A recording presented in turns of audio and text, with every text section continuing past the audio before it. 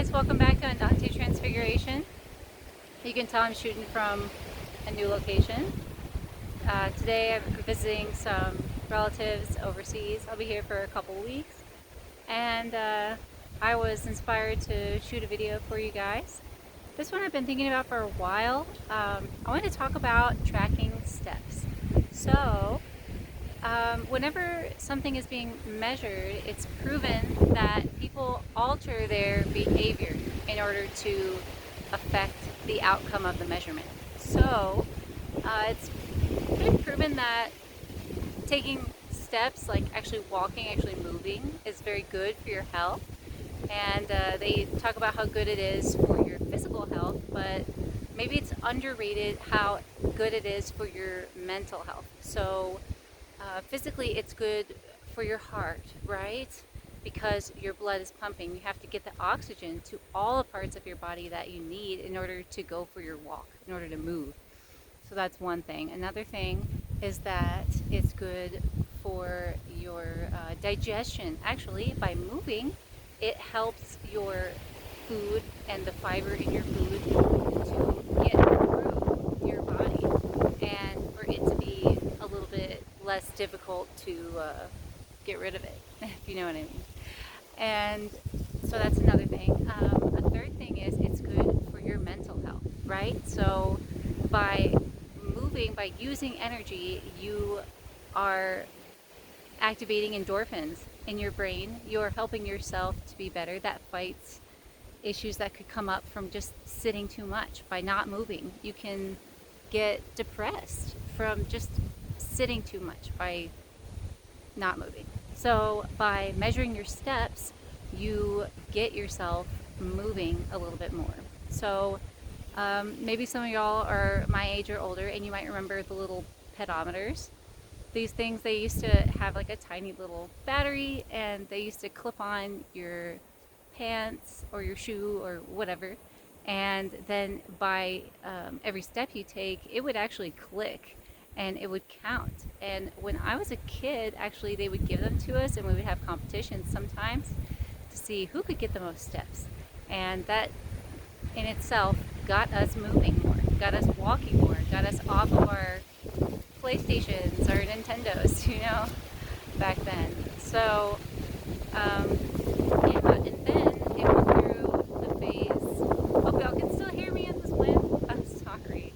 Anyway, then there went a phase, like the Fitbit phase, that, maybe some people still do.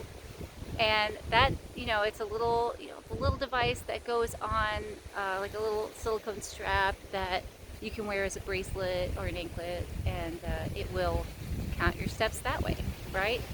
But now I find that the easiest way that I count my steps is by having it on my phone. And when I first started doing that, I was kind of like, not so sure about this, because it got me carrying my phone during times that I would not even have my phone on me. Like when I go to the bathroom. I didn't used to take my phone with me when I went to the bathroom. It's not necessary. I'm just there for a minute, right? I'm not on the phone. I'm just doing my business.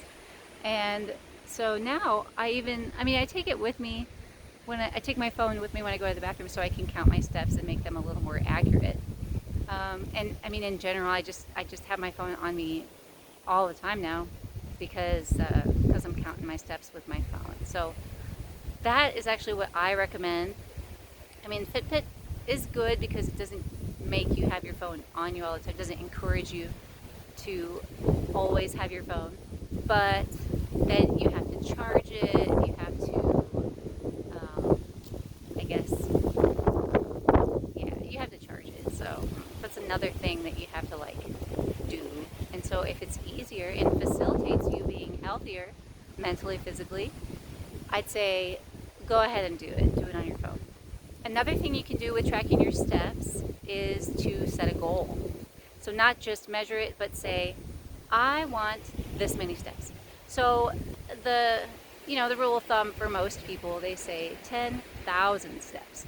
And that, that's doable, right? For most people, 10,000 steps, it's For me to hit that, I go for my 1 hour walk, and I need to be, a little more active during the day as far as like getting up and moving. My job is one that most of the time I'm just sitting at a computer. So, I mean, I do a standing desk. I recommend that. Maybe I'll do a video on that at some point, because then you at least like don't have abdomen issues from sitting too much, and sciatica issues as bad.